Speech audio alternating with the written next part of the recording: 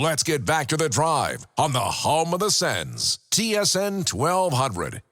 Now it's time for Need to Know Basis. Welcome back to the drive. Lever Sage, Matt Conisvito with you for the final hour. AJ off to TD Place for the Ottawa Blackjacks. And Guelph coming up at 7. We will have that game. AJ, Hannah Sunley Paisley, and Elias Elzane with the call. Here is what you need to know: that the Ottawa Senators announced today that they have agreed to terms with defenseman Victor Mete on a 1-year contract, avoiding salary arbitration. The contract carries a value of $1.2 million for the upcoming season. Claimed off waivers by the Sens from Montreal on April the 12th, and he had 5 points, 8 penalty minutes, and a +8 over 28 games last year. Victor was a really solid addition to our defense corps over the last month of the season, said Senators General Manager Pierre Dorion. He's mobile, poised, and defensively aware. We're looking forward to seeing his progression in our lineup next year. Andre DeGrasse is a gold medalist after winning the 200-meter at the Olympic Games. The 15th for Canada. DeGrasse, with a national record and a personal best of 19.62, was able to hold off 3 Americans. And for DeGrasse, from the Olympics 5 years ago in Rio and these Olympics, in 5 different events, he has medaled 5 times. And Andre DeGrasse, a gold medalist at the Olympics. The Jays, as we mentioned, are at home once again to Cleveland. I was going to bring up Aaron Rodgers, but I won't. Just because you're here, Matt. Taking photographs? Well, no, he's a work in progress. The relationship. It's a work in progress right now. What relationship isn't, Lee? Matt, it's that type of insight that you're bringing here. And just think, we've had a relationship. We've worked together for coming up on 15 years. Mm-hmm. And we have to work at it, Lee. It's a work in progress. It's never stagnant. It's like always developing. Like you're reading my mind with the CFL and the XFL. Oh. Continuing to work on their relationship.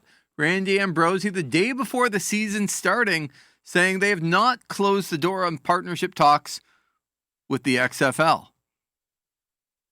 But because the relationship was positive, we haven't set any plans to reconnect, but the door was left open for the possibility that we will talk again down the road. But today, and for the foreseeable future, it's all CFL all the time. If it was all CFL, and that's what I need to know, and we'll just sort of get into it. If it was, for now, it's all CFL all the time, the day before the season starts, you wouldn't be saying that the door is still open with the XFL, Randy.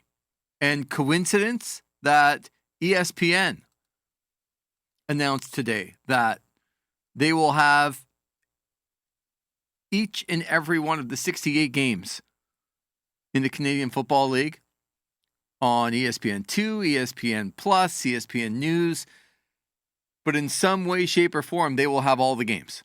My favorite thing about the CFL on ESPN is every time they come back from commercial, they have a little explainer of the different rules, and it's outstanding. I hope it's over now. I watched that huge Trevor Harris playoff game at my parents' neighbor's Don's place down in Florida, and every time I'd laugh. What I'm laughing about is that Randy Ambrosie coming out with the, yeah. I mean, the door is open. But right now, it's all about the CFL. The day before the CFL season is opening, he's talking about the XFL. On the same day that ESPN is announcing that they're covering every game, and SiriusXM covering every game. Things that make you go, Yeah. Coincidence that those announcements came out like within the hour of each other on the day before the season? Yeah, I'm not sure. Something else you need to know. Yeah. If you're ready to, then just check in the text machine here. Yep. And Brent has texted in. Thank you, Brent. Lee breaking the Mete news during Wilcox is like the ref talking to the Hanson brothers when the anthem is playing. I'm listening to the bleeping song. Brent not happy with you talking over David Wilcox. And neither was I. The Mete news, important, but come on, you got to let Wilcox breathe a little bit. He's got a bad reputation in this town. I don't have to do anything. It was like 4:56. We're late because the last guy that was here went on and on and on about everything he's doing. Victor Mete and the Sens agree on a contract at $1.2 million, and now David Wilcox is more important. Not more important, but you can let him breathe for even 30 seconds. We didn't have time, Matt. No time. There's always time for Wilcox. No time. That's Guess Who, not David Wilcox. Equally as bad. Thomas Chabot, Nikita Zaitsev, Artem Zub, Nick Holden, Josh Brown, Michael Del Zotto, Eric Brandstrom, Victor Mete, JBD.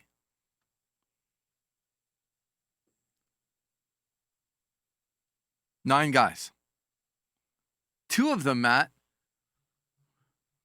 are eligible to be sent down to the American Hockey League and are waiver exempt. JBD and Eric Brandstrom. I feel like one of those guys is going to have to play out of their minds to make the opening night team. It's just a hunch. Can't imagine Jacob Bernard-Docker plays well enough to be able to do that. I guess I hope to be wrong with a young player like that. But I just can't imagine that coming out of college and with the limited games that he played last year, that a full season in the American Hockey League wouldn't be the best thing for him. Eric Brandstrom's a different guy. Even though they're the same age, he's played a lot more hockey than JBD. So what do you do with Eric Brandstrom? Or, I mean, you have the possibility of trading other guys, but you got 9 guys that are coming to camp that all have visions on making the team. If JBD doesn't make the team, okay. But it seems like number 8 on that list right now is Eric Brandstrom. That's what it seems like with the Mete signing today. Again, you pointed out controllable asset. If other teams are interested, okay. But now it's a $1.2 million deal for Mete. And a team's going to have to really like him to come get him.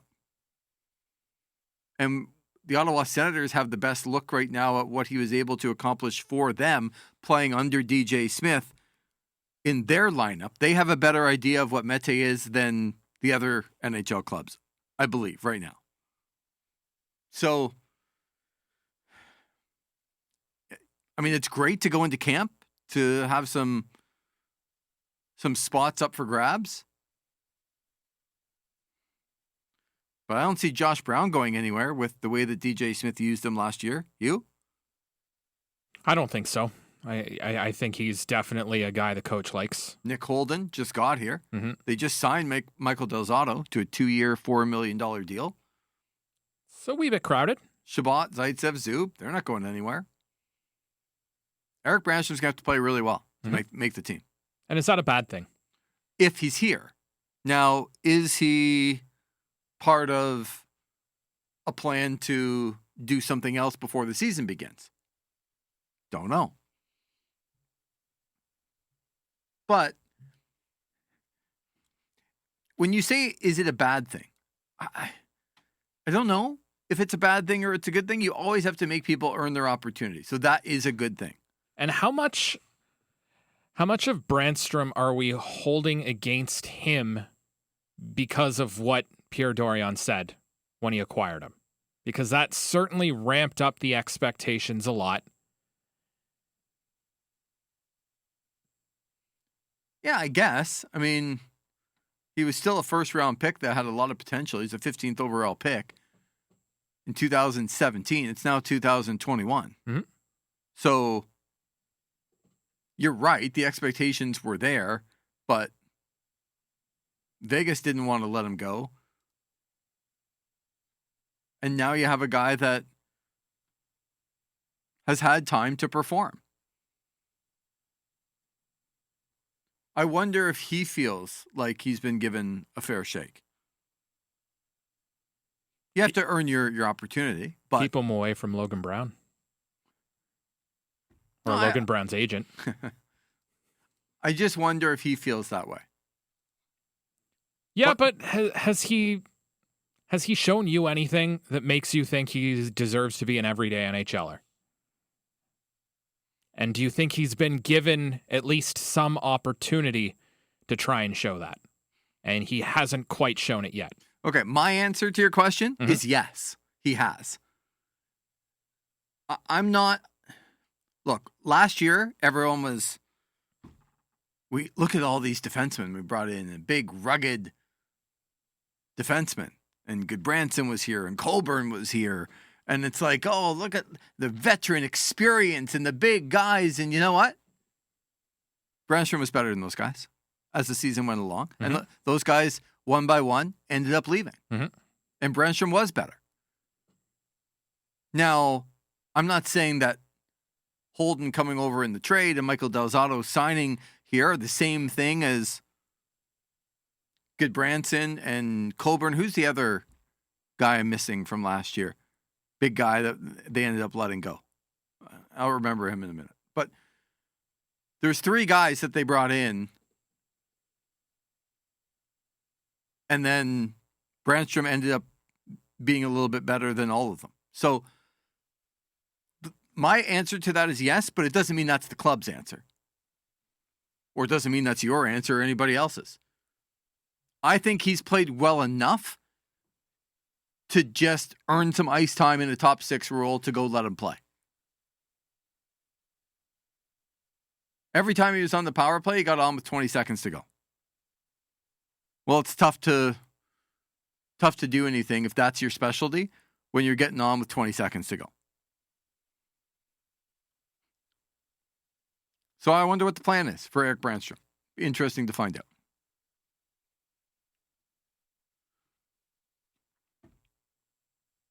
Andre DeGrasse, gold medal, 19.62.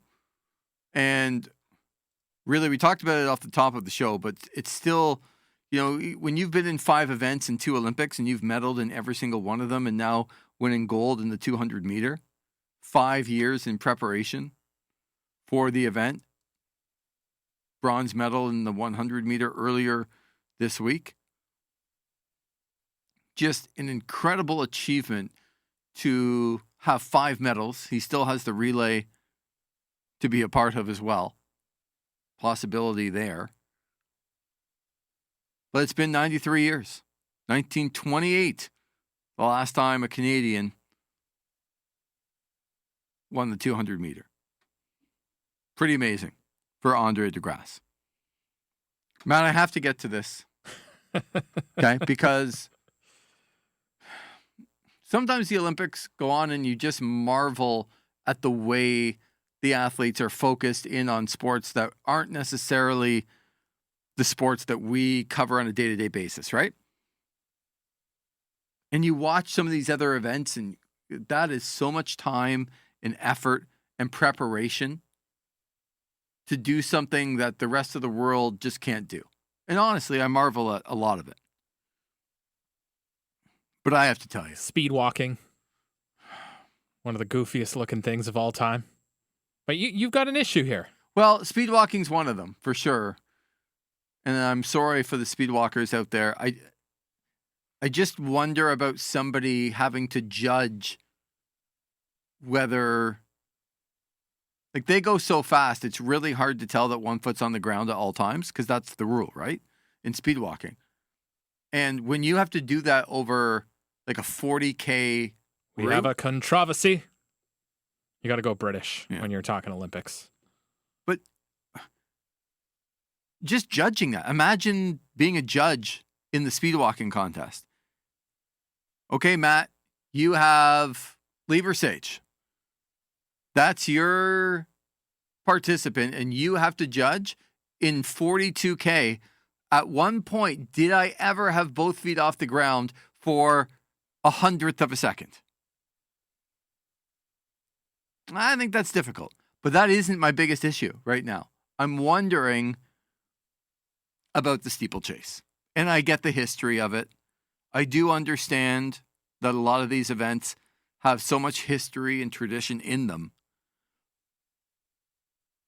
But you have to tell me, when you're watching the steeplechase and you're watching people run around the track and then leaping over hurdles and then going through a puddle of water. How great is the splash sound? That is lying on the track. How great is the splash sound, though?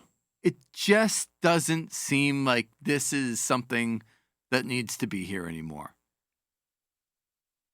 If somebody fell down in a puddle of water and had their Olympics end, I don't feel like that's right. Honestly, the steeplechase is going on. They're all running around the track. I thought, oh, this is like the 1500 or something. This is awesome. No, it must be the 1500-meter hurdles because they're going over a couple. What are they doing jumping in this water? Honestly, it's just ridiculous. So you're the best steeplechaser in the world. You run through puddles better than most. You can say that about a lot of events. It's like the luge. Like, how many people in the world actually just luge? Or skeleton. Skeleton. How many people in the world do that on a regular basis to be considered the best in the world? I think like running and falling into a puddle of water is probably more common than luging and skeletoning. But I guess my question now is, like, how do you get into steeplechase? You're a really good hurdler, and somebody says, you know what, Matt, you're really good at running. You're really good at the hurdles. But if you ever stepped in a puddle of water once every 400 meters, you might be really good. So my guess is it's hurdlers who don't make it? Well, because you're not hurdling as often. So if you're good at the first hurdle, but you start to run out of steam, like maybe steeplechase is for you because you can't do the consistent hurdling, but you can still clear them. I'm just thinking out loud here. Yeah, I know, but what you're saying is sort of negative about the athlete in general. Because if you're not necessarily, if you're not able to hurdle all of the hurdles, but just some of them, maybe you should improve on your hurdling. So, like, are triple jumpers better or worse than long jumpers? It's just different. No one's better or worse.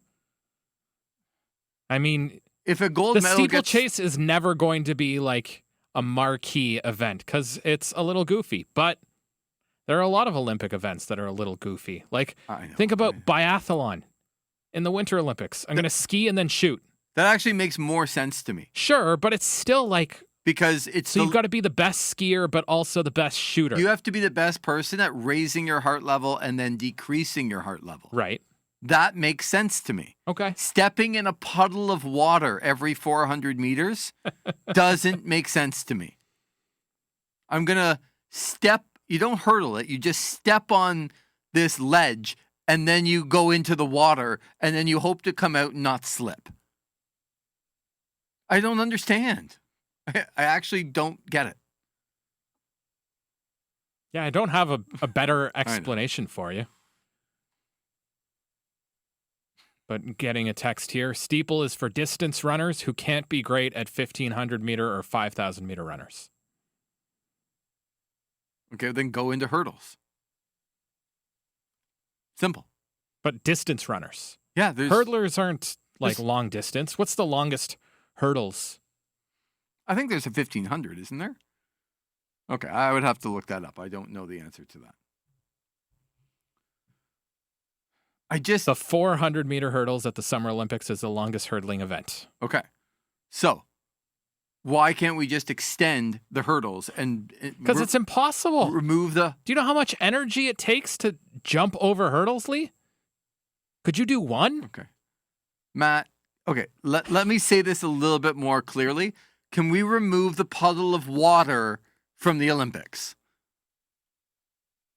The best athletes in the world have to step in a puddle of water to make it through. Oh, but the sound effect, just the sound as they land in the water, it's outstanding. It makes me laugh every time. Every time I laugh. It is hilarious turning the volume up and watching it. There Because are a lot of events you can watch without necessarily needing the sound. Like, you need the sound for steeplechase because you need to hear that splash. It's outstanding. is there another Olympic event that just maybe you get a lot of joy in watching it because it's goofy?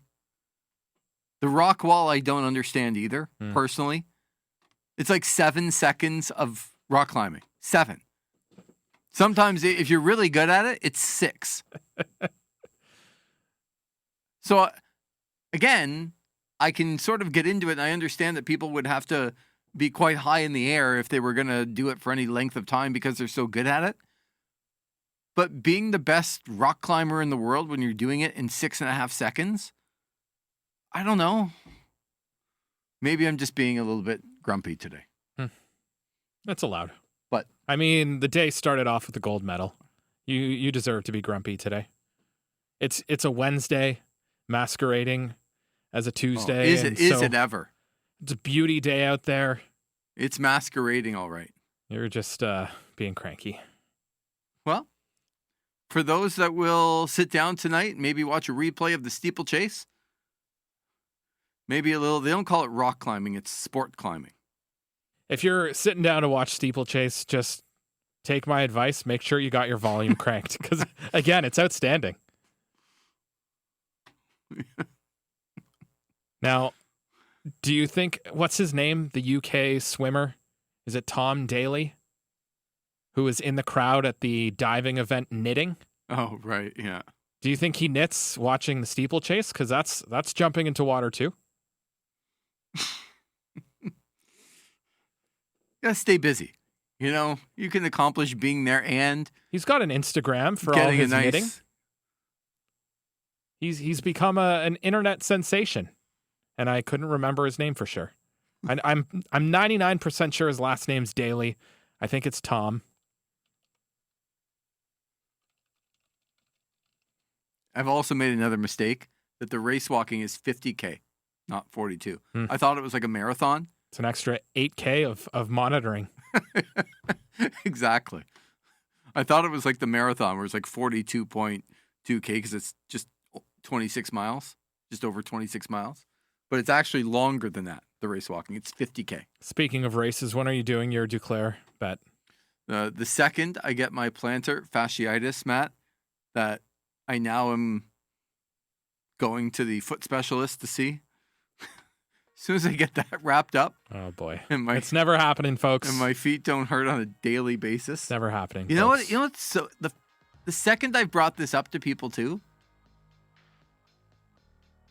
we shouldn't be telling tales out of school, but our good colleague Gord Wilson, he's dealing with it. It's like as soon as I brought it up, it's like this weird thing. As soon as I brought it up, now 4 or 5 people that I know, I've had this go, oh yeah, I have it too. It's awful. Yeah, I know my uncle dealt with it, and it made golfing really, really tough. And I shouldn't joke too much. It's just now you're never going to be able to do the Duclair No, I bet. wouldn't say never. No. I'll tell you what. It'll be in stages. I can tell you that. Because right now, it's about... I still go out and try and jog a little bit, but it's really hard to do. I got 4 or 5K into a walk. It's got to go home time. So a lot of Pokemon not getting caught lately. Matt, what a segue into the leftover 5 on the drive. Here we go. Because I can't decide who my favorite coach is in the NFL. Like Nick Sirianni for the Eagles is my guy. But man, Dan Campbell is coming strong. Don't forget Mike McCarthy. He's your guy. Well, he's always my guy. Nailing it. But Dan Campbell is Finding out on the beach. Hard Knocks. Mike McCarthy's really looking man. forward to it. Oh, man. Although Matt LaFleur might be coming up quick to see about his relationship when the Packers start 1-5 with old Aaron. It's a work in progress. It's a work in progress. Dan Campbell, I don't know if you want to run into him in the morning at practice. Maybe you got to talk to the coach. You know how you talk to your boss on certain times, certain days? Certain days you don't want to. And then there are other times you're like, that's the perfect opportunity. Has the Dutch team just lost in soccer? That's probably not it. But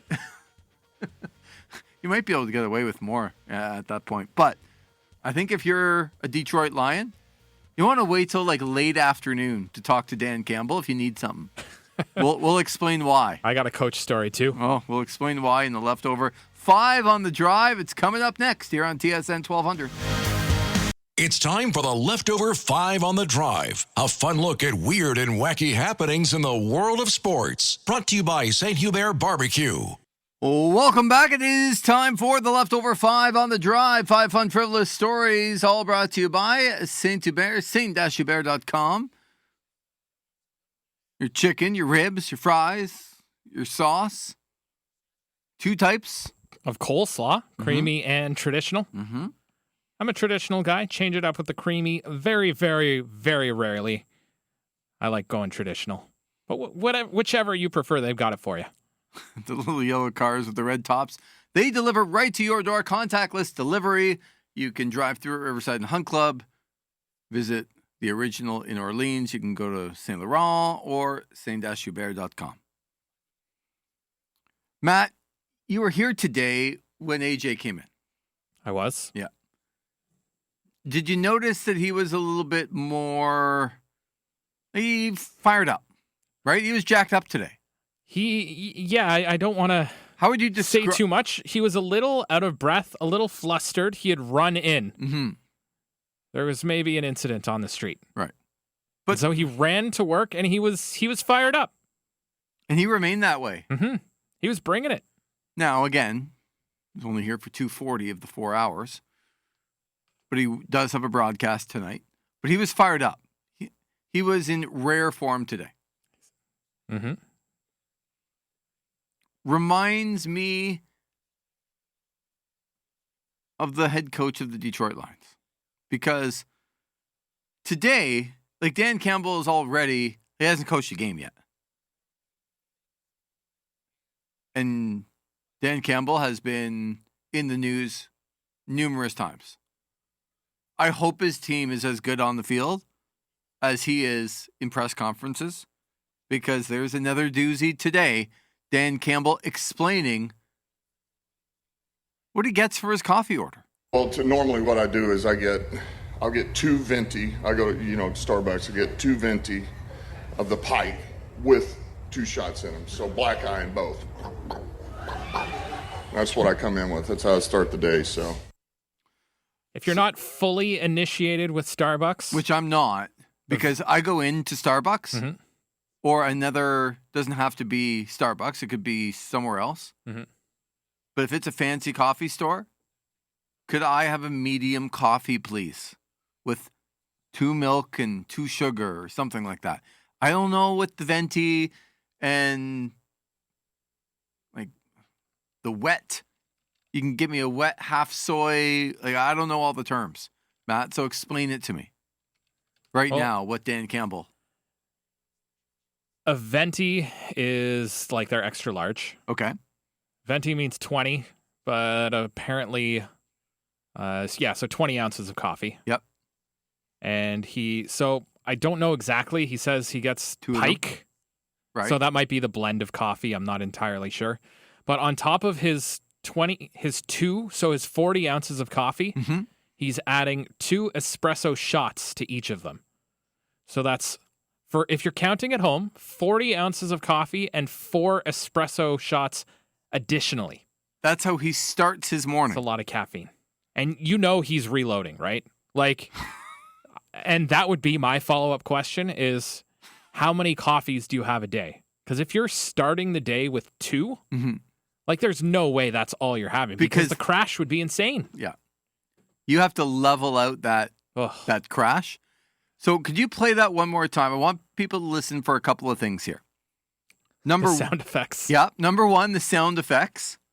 Of the espresso shots going into his coffee. That was number 1. Mm-hmm. And number 2, and maybe this is just me, how much does Dan Campbell sound like Peyton Manning? Well, normally what I do is I'll get 2 venti. I go to, Starbucks, I get 2 venti of the pike with 2 shots in them. So black eye in both. That's what I come in with. That's how I start the day, so. I didn't know that either. That the black eye is 2 shots of espresso. The sound effects. Did he sound like Peyton Manning? A little bit. I didn't, when I listened to the clip the first time, I did not think Peyton Manning. Really? When you said it, I'm like, okay, yeah, I can hear that. I got that.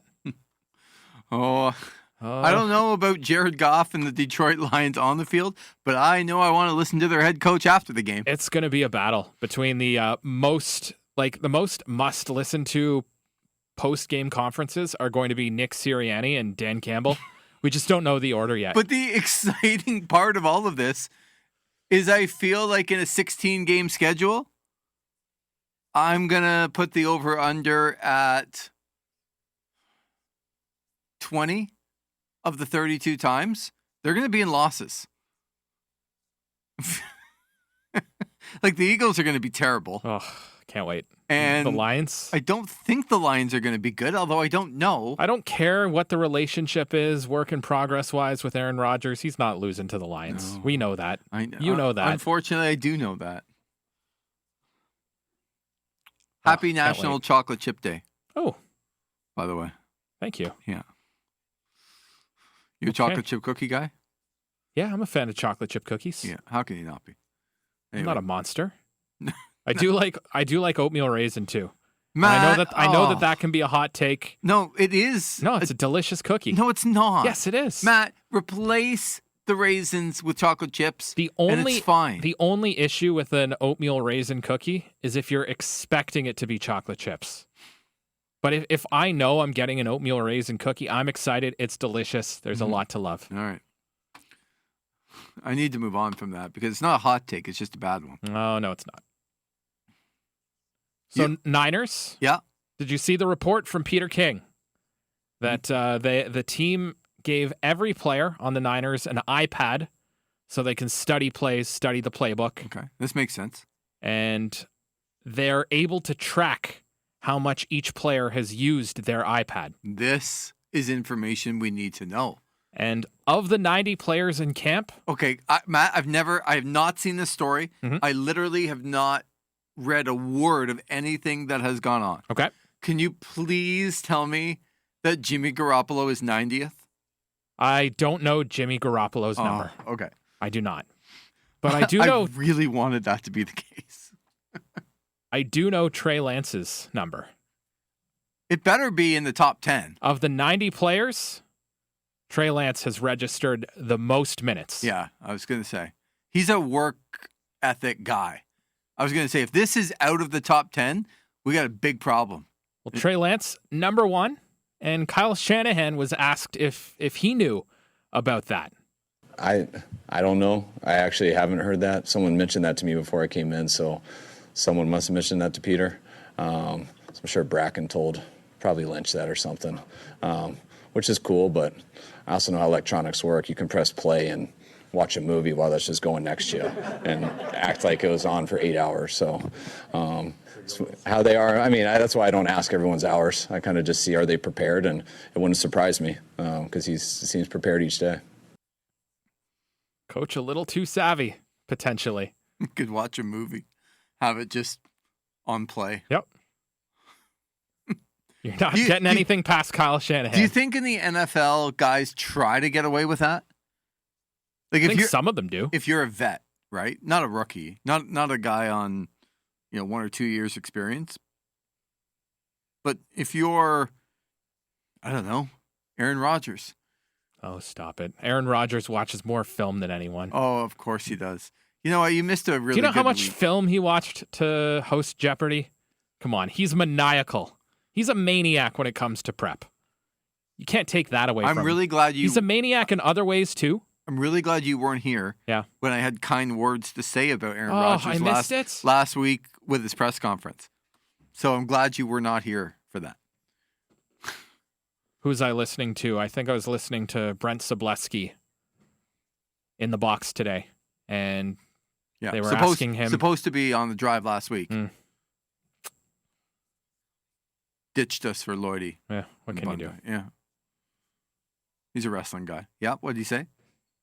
Oh, just that he loved the Aaron Rodgers thing and you couldn't disagree with a word of it.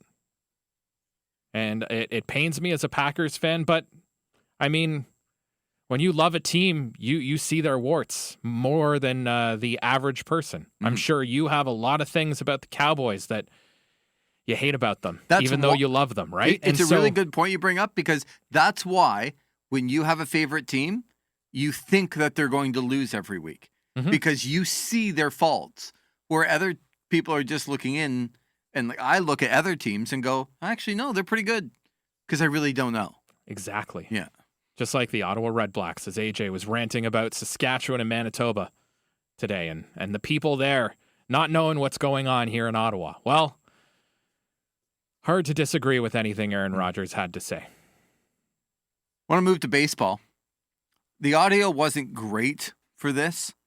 You can hardly hear it, so I'm going to have to just tell you about the story, but it's still really good.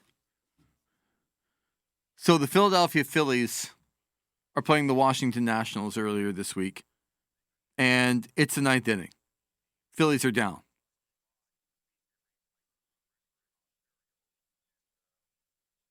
Jean Segura comes to the plate. Okay? They're down by a couple runs. A kid screams a couple rows deep behind home plate, asks Jean Segura for the Philadelphia Phillies, who's at the plate in the top of the ninth inning, what his favorite ice cream flavor is. Dippin' Dots? And you can hear it in the background, but again, it's kind of murky. You can hear him do it, though. Jean Segura answers vanilla. And then hits a 2-run double to tie the game. Phillies score 5 in the top of the ninth and go on to beat the Washington Nationals. You can hear Jean Segura say, like, and he's up, the pitcher's got the ball behind, and he comes set, and Jean Segura yells out vanilla. Now, he didn't hit the double on that pitch. He hit it 2 pitches later. But he's listening to the kid. He's answering the kid. And then it's 2-run double, tie the game. Phillies go on to win. This is a new trend. I like talking to athletes in the middle of important at-bats and them answering. And I wonder how much of this, took his mind off of the pressure of the situation he was in. Yeah. And instead of thinking about how big the moment is in this at-bat, he's thinking, I'm just going to talk to this kid yelling at me. It's outstanding. Do you have an issue that his favorite type of ice cream is vanilla? Nope. What's your favorite type of ice cream? Love me some chocolate chip cookie dough. Nice. But I have to tell you, French vanilla is one of my favorites. So it's a classic for a reason. Yeah, so it's like an oatmeal raisin cookie. Okay, I'm not sure it's the same. Do you have a favorite ice cream? You're going to say mint. No, it's not mint. Okay, good. That's everybody's default all the time. I have a bit of a. I got heckled by a cashier at the grocery store over my ice cream taste. I like this because I got chocolate chip cookie dough for my fiance, and I got myself Cherry Garcia. I love like a cherry chip, black cherry ice cream. Okay, not my favorite, but it has a certain taste to it that if you like it, you really like it. If I stop at like the roadside ice cream place, there was Blue Corner on my way up to the cottage as a kid. Black cherry? Black cherry. Yeah. And if it's black cherry with chocolate chip, or usually it's more like the chocolate sticks or chocolate like the square chips. Like a black cherry chip is outstanding. So Cherry Garcia is fantastic. Why did you get heckled? Well, he saw the cookie dough and said, "Oh, great taste in ice cream." And I'm like, "Actually, that's for the fiance. Like mine's this one." And he goes, "Ugh, well, your fiance has good taste." It just seems they like chocolate chip cookie dough. I'll go with that. But yeah, Cherry Garcia's a go-to. Love the black cherry. But we got a text in here. Oatmeal raisin, better than oatmeal chocolate chip every day of the week. Oatmeal chocolate chip is the Tony Romo of cookies. Never accomplished anything, never the best. The only people that advocate for oatmeal raisin is like the 1% that actually like it like you. Those are the people you're going to hear from because 99% of the people are like, I might not even eat it, but if it's the last cookie there, I might. That's how they feel about oatmeal raisin. Greg texting in, I need to take that oatmeal raisin cookie, smash it up, and put it in the French vanilla ice cream. Now you're talking, Greg. You've convinced Lee. Lee's in. No. Yeah, I see it in your face. I You're was right. just going to say, if you take the raisin out, then yes. What's wrong with raisins? There's nothing wrong with it. I don't want them in my cookies. Oh, Lee, Okay. you are a child. Raisins are gross. I'd rather have chocolate. Fun fact, Matt, and you probably know this. I hope a lot of people do. There is way more sugar in Raisin Bran than almost any sugar cereal you can come up with. Okay. There are also 2 scoops of raisins.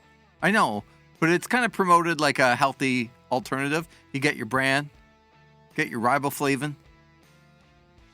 There is more sugar in Raisin Bran. Go check it out. Go pick up a box of Frosted Flakes or Lucky Charms or whatever you want. Compare it to a box of Raisin Bran, you will be shocked. We've got another stand for oatmeal raisin. Yeah. Oatmeal raisin is the best cookie. Oatmeal chocolate chip is the Carl Lewis of cookies. That's just probably from the same texter. It's not. It's from a different one. Carl Lewis. Uh-oh. Nobody likes oatmeal raisin. Nobody likes oatmeal chocolate chip? I do. Apparently. I like both. Of course. Can it be both? No. Can't it be both? Give me oatmeal raisin. All give right, me we're gonna oatmeal have to chocolate wait. chip. They're both good. We're going to have to wait because I know Eric Macramella is coming up with Offside. Tomorrow we'll have to get to Dodger Stadium and the trash can hot dogs that they sold. Okay. They're playing Houston. They came up with the old trash can hot dogs for sale. So we'll have to tell you that story tomorrow. And we got one on your side. Oatmeal raisin is disgusting. With 6 exclamation points. Worst cookie ever. Here is exactly what oatmeal raisin is. When it's the last cookie on the plate of cookies, it's a decision whether to eat it or not. That's the best way I can put Couldn't it. be more wrong. It has to go through your mind, am I going to do this or not? And with a cookie, I don't even want to have to make a decision. With that, we'll come back. Final segment of the drive on TSN 1200. Let's get back to the drive on the home of the Sens, TSN 1200. Offside, the business and law of sports, coming up next here on TSN 1200. I usually get to ask AJ, Matt, but you better get ready now. Today, tomorrow, Friday, for the Matt. What's going on tonight? What are you doing? I don't know. Oh. Don't have a whole lot planned tonight. Going to try and get to bed early. I've got a tea time first thing tomorrow morning. See that? I think I'm teeing off at 7:24 a.m. tomorrow. So I can get 18 in and Be fresh and be ready fresh to go. and ready to go. You know what? That is something, usually I wouldn't accept that, but you do have to plan when you're getting up to be ready for 7:24. You got to get up a little bit early. You got to plan ahead, for sure. What are you doing tonight, Lee? It's game 3 in the Oh, Pickleball League. LVKG. Yeah. Who are you guys taking on tonight? Eric and Tony from both downstairs at CTV behind the scenes. Tony Zito's been there a long time. Eric Lepage. Now, again, we're 1-1 on the year, but my partner was not here last week, Matt, and we won last week. We talked earlier in the show. Things that make you go, Well, no. What are you Matt, saying here? I'm not saying anything. What are you saying, No, Matt, you're saying. What are you implying? So it's game 3 of the Pickleball League tonight. So that's what I'm doing. And then I'm not going to get up as early as you to be fresh and ready to go for tomorrow's show. But it is opening day in the CFL tomorrow. Oh, baby. That is exciting. Finally, we get to talk about a real game. It will be Hamilton and Winnipeg kicking things off tomorrow night. We'll have some more Olympic talk. We got some irons in the fire as far as guests. So, and it's going to be beautiful for the next couple of days. Great day to go golfing tomorrow, Lee. I'm excited. Enjoy your golf. And again, don't waste all of your energy. It's tough to do 18 and then come in here and be fresh for 4 hours. Remember, there's no AJ to give you a minute or two off. You got to factor that Or in. 9 or 10. See, again, Matt, you said that, not me. Eric Macramella, Offside, coming up next. And Matt and I back tomorrow on The Drive on TSN 1200.